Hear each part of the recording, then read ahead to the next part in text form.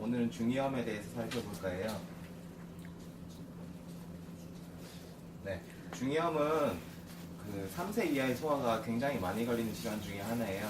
보통 알려져 있기로는 3세 이하의 소아의 80%는 한 번 정도 겪고 지나간다고 알려져 있고요. 보통 이렇게 귀가 아프고 뭔가 귀가 먹먹하고 이런 증상들이 대부분입니다. 근데 문제가 3세 이하의 소아 같은 경우는 자기의 의사의 표현을 잘 못하잖아요. 그래서 뭔가 애가 자꾸 울고 막 귀 쪽을 자꾸 만지고 해서 뭐지 이상하다 하다가 나중에 괜히 아껴놨다가 병원에 나중에 갔더니 중이염이 심해요 이렇게 듣는 경우도 굉장히 많고 해서 뭔가 아이의 이상 행동이나 이런 게 있다고 하면 바로바로 진찰을 받아보시는 게 좋습니다. 네, 먼저 이 중이염이라는 건 쉽게 말하면 중이 부분에 염증이 생긴 걸 말하는 건데요. 중이라는 건 이 고막부터 해서 이 달팽이관이 들어있는 요 부분을 중이라고 합니다. 근데 뭔가 여러 가지 원인에 의해서 이쪽에 세균 감염이 된다든지 아니면 염증이 생기게 되면 이쪽에 화농성 액체가 이런 식으로 차고 고막이 빨갛게 부풀어 오르는 이런 형상들이 나타나게 되는데요. 이때 저희가 중이염이라고 부르게 됩니다. 네, 중이염에 여러 가지 증상들이 있는데 하나씩 살펴보면 먼저 귀가 아파요. 염증 때문에. 그리고 입회감이라는 건 뭔가 이쪽에 액체가 가득 차서 귀가 먹먹하고 답답하고 이런 증상들이고요. 이명은 귀가 울리는 이런 거 있을 수 있고 이런 중이염이 심한 경우에는 이쪽에 염증이 고막까지 파급이 돼서 고막에 구멍이 뚫리기도 해요. 그걸 고막 천공이라고 하고요. 맥동성 두통은 이쪽에 혈관들이 굉장히 많이 분포해 있고 심장과 가까운 위치이기 때문에 심장이 두근하듯이 이쪽으로도 뭔가 이런 통증이 나타나는 걸 말하고요. 난청은 이쪽에 액체가 가득 차 있고 이쪽에 고막도 있고 소리를 전파하는 여러 기관들이 같이 들어있어요. 그게 물에 잠기게 되니까 귀가 잘 안 들리고 이런 증상들이 나타나게 되고요. 이루는 귀 밖으로 고름이 자꾸 새어나오는 걸 말하는 건데요. 만약에 고막에 구멍이 뚫려가지고 그 고름이 여기에만 있는 게 아니고 밖으로 조금씩 새어나오면 그때 이루라고 부릅니다. 그리고 고열은 급성으로 나오는 경우에 감기 걸린 것처럼 이렇게 열이 확 뜨고 이런 식으로 증상이 나타나게 되죠. 중이염은 크게 분류하면은 급성 중이염이랑 삼출성 중이염 이 두 가지로 분류를 하는데요.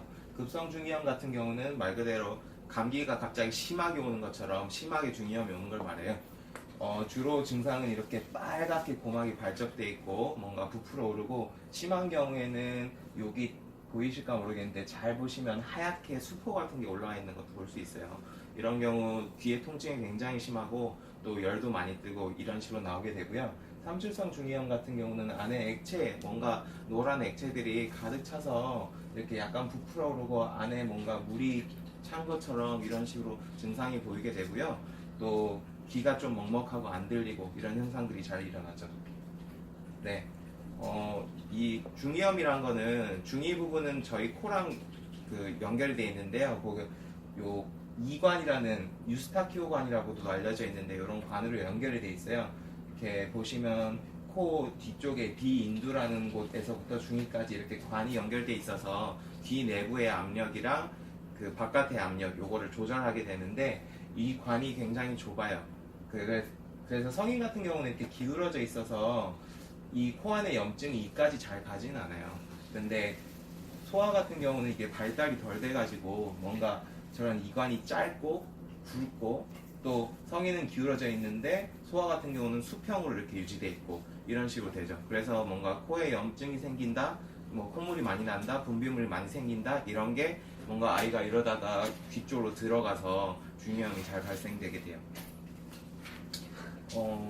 그래서 만약 아이가 콧물이 많이 난다 이러면은 그 콧물의 분비물이 귀로 흘러들어서 중이염이 잘 발생할 수 있겠죠. 그래서 콧물이 나면은 일단은 치료가 필요합니다. 네, 또 코의 치료가 필요한 이유가 이런 귀의 분비물들이 유스타키오관을 따라서 이렇게 코 안쪽으로 나오게 되거든요. 이쪽에 뭔가 압력이 가득 차 있고 콧물이 많이 나게 되면 이게 배출이 잘 안 되게 되겠죠. 상대적으로 중이염이 악화되기 쉽고 걸리기도 쉬워지고 이런 식으로 되는 거죠. 네, 주로 이제 중이염 때문에 이비인후과 이런데 내원하시게 되면 소아과라든지 항생제를 먼저 쓰게 되는데요. 옛날에는 무조건 항생제를 썼어요. 근데 요새는 항생제를 점점 안 쓰는 추세로 가고 있습니다.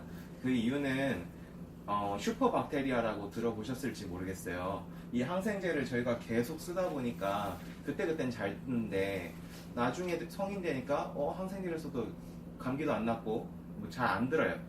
그 이유는 이 내성균들이 자꾸 생겨가지고 이 항생제에 대한 내성이 자꾸 생기는 거죠.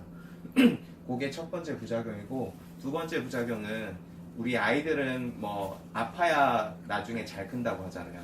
그런 것처럼 이런 아픈 시기를 스스로 극복해내고 이런 과정에서 면역력이 많이 증가되게 되는데, 항생제를 자꾸 쓰면서 그런 기회를 아이들이 잃게 되니까 면역력이 저하되고 약한 아이로 자라는 그런 케이스들이 많죠. 그래서 항생제를 쓸 것이냐, 요거는 한번 생각해 보시는 게 좋을 것 같아요. 네, 저희 한방에서는 현계영육탕이라는 처방이 있는데요. 보험약으로 나와 있어요. 요게 하는 역할이 노란 콧물이 나고 뭔가 염증이 있고 열도 뜨고 이럴 때 잘 쓰는 약인데요. 요게 굉장히 효과적이에요. 소화 같은 경우는 뭐 몸무게라든지 나이에 따라 조절해가면서 쓰면 증상들이 잘 잡히게 되니까 이런 것도 한번 고려해 보시고요. 저희 한의원에서는 저런 걸로도 잘 안 되고 좀 심한 경우에 좀 열을 내려주고 독소를 가라앉혀주는 청열 해독약을 쓰게 되고요. 또 아까 말씀드렸듯이 코의 치료가 굉장히 중요하기 때문에 이런 코를 좀 씻어주는 이런 것들과 또 코의 염증을 가라앉혀주는 연고 이런 것들을 같이 처방해드리고 있습니다. 중요한 생활관리도 굉장히 중요한데요. 아이가 스스로 나을 수 있게 좀 충분한 수면도 취해주고 먹는 것도 잘 섭취할 수 있도록 해주고 또 체온도 유지해주고 이런 노력들이 필요하게 되겠죠.